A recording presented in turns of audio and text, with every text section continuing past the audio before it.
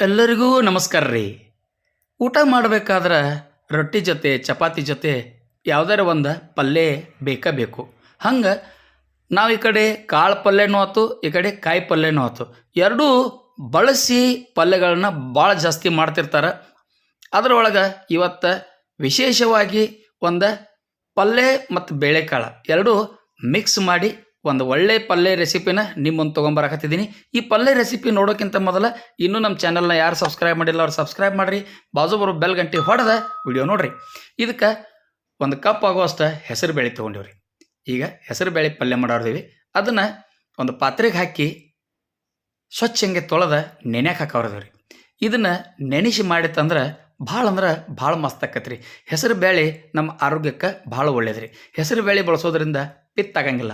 ಅದರ ಸಲುವಾಗಿ ಹೆಸರು ಬೇಳೆ ಜಾಸ್ತಿ ಬಳಸ್ತಾರೆ. ತೊಗರಿಬೇಳೆ ಸ್ವಲ್ಪ ಪಿತ್ತ ಅಂತಾರೆ. ತೊಗರಿಬೇಳೆಗಿಂತ ಹೆಸರು ಬೇಳೆ ಬೆಸ್ಟ್. ಇದಕ್ಕೆ ಮೆಂತ್ಯ ಸೊಪ್ಪು ತೊಗೊಂಡು ನೋಡ್ರಿ, ಮೆಂತ್ಯ ಪಲ್ಯ ತೊಗೊಂಡಿವಿ. ಮೆಂತ್ಯ ಪಲ್ಯ ತೊಗೊಂಡು ಸ್ವಚ್ಛ ಹಂಗೆ ತೊಳೆದ ಅದನ್ನು ಹಿಂಗೆ ಕಟ್ ಮಾಡಿ ಇಟ್ಕೊಂಡಿವ್ರಿ. ಇದಕ್ಕೆ ಭಾಳ ಇಂಗ್ರೀಡಿಯೆಂಟ್ಸ್ ಬೇಕಾಗಿಲ್ಲ, ಭಾಳ ಪದಾರ್ಥ ಬೇಕಾಗಿಲ್ಲ. ಬೆಳ್ಳುಳ್ಳಿ ಒಗ್ಗರಣೆ ಕೊಡೋದೈತ್ರಿ.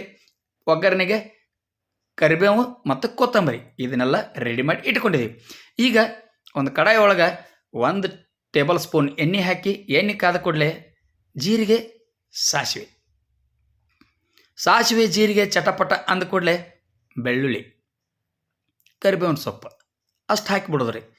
ಈಗ ಕರಿಬೇವು ಆದ ಕೂಡಲೇ ಬೆಳ್ಳುಳ್ಳಿ ಬಂತು ನೋಡ್ರಿ. ಬೆಳ್ಳುಳ್ಳಿ ಭಾಳ ಸಣ್ಣ ಮಾಡಬೇಡ್ರಿ, ಸ್ವಲ್ಪ ಮೊಟ್ಟೆನ ಜಜ್ಕೊಂಬಿಡ್ರಿ. ಹಿಂಗೆ ಮೊಟ್ಟೆ ಜಜ್ಜರ ತಿನ್ಬೇಕಾದ್ರೆ ಬಾಯಿಯೊಳಗೆ ಸಿಗಬೇಕ್ರದ. ನಾವು ಇದಕ್ಕೆ ಉಳ್ಳಾಗಡ್ಡಿ ಬಳಸಾನಿಲ್ಲ, ಬರೀ ಬೆಳ್ಳುಳ್ಳಿ ಒಗ್ಗರಣೆ ಕೊಡಕತ್ತಿದ್ದೇವೆ ರೀ.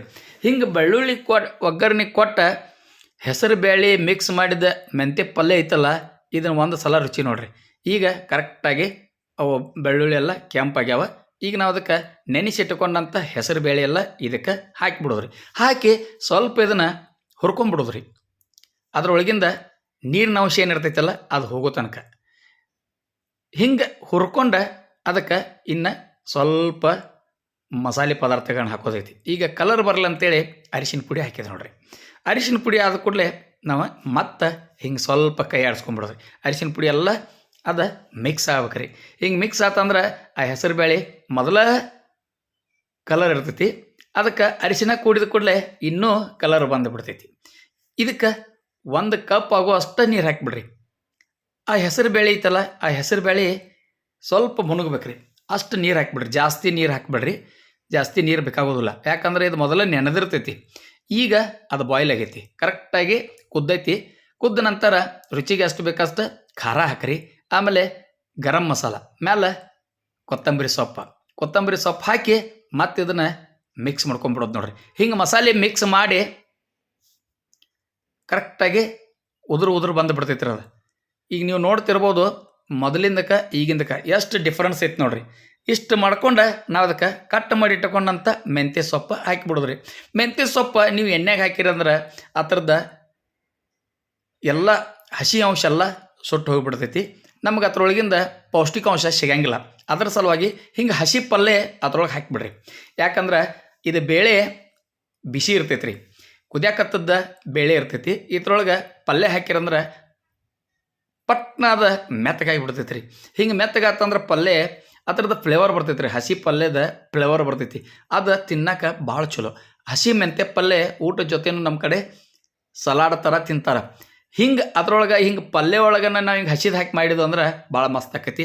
ಈಗ ಲಿಡ್ ಮುಚ್ಚಿ ಒಂದು 2 ನಿಮಿಷ ಇಟ್ಟೀವಿ. 2 ನಿಮಿಷ ಆಗೈತಿ, ತೆಗೆದೇವು ನೋಡ್ರಿ. ಕರೆಕ್ಟಾಗಿ ಉದುರಾಗಿ ಬಂದೈತೆ ಅದ. ಹಿಂಗೆ ನೀವು ಪಲ್ಯ ಮಾಡಿರಂದ್ರೆ ರೊಟ್ಟಿ ಜೊತೆ ಚಪಾತಿ ಜೊತೆ ಮಸ್ತಾಗಿ ಊಟ ಮಾಡ್ಬೋದು ರೀ. ಇದು ಉದುರು ಮೆತ್ತೆ ಪಲ್ಯ ಭಾಳ ನಮ್ಮ ಕಡೆ ಮಾಡ್ತಿರ್ತಾರೆ. ನೀವು ಒಂದು ಸಲ ಈ ವಿಡಿಯೋ ನೋಡಿ ಈ ಉದುರು ಪಲ್ಯ ಮಾಡೋದು ಮರಿಬೇಡ್ರಿ. ಈ ವಿಡಿಯೋ ನೋಡಿದ ಕೂಡಲೇ ಈ ವಿಡಿಯೋನ ನಿಮ್ಮ ಬಂಧು ಮಿತ್ರರಿಗೆ ಶೇರ್ ಮಾಡೋದನ್ನು ಮರಿಬೇಡ್ರಿ. ಈಗ ಪ್ಲೇಟ್ನೊಳಗೆ 1-2 ಚಪಾತಿ, 1-2 ಚಮಚೆ ಈ ಪಲ್ಯ ಹಾಕ್ಕೊಂಡು ನಾವು ರುಚಿ ನೋಡ್ತೀವಿ ರೀ. ನೀವು ಇದೇ ಥರ ಮಾಡಿರಿ. ಚಪಾತಿ ಜೊತೆ ರೊಟ್ಟಿ ಜೊತೆ ಈ ಉದುರು ಬೇಳೆ ಪಲ್ಯ ನೀವು ಮಾಡೋದು ಮರಿಬೇಡ್ರಿ.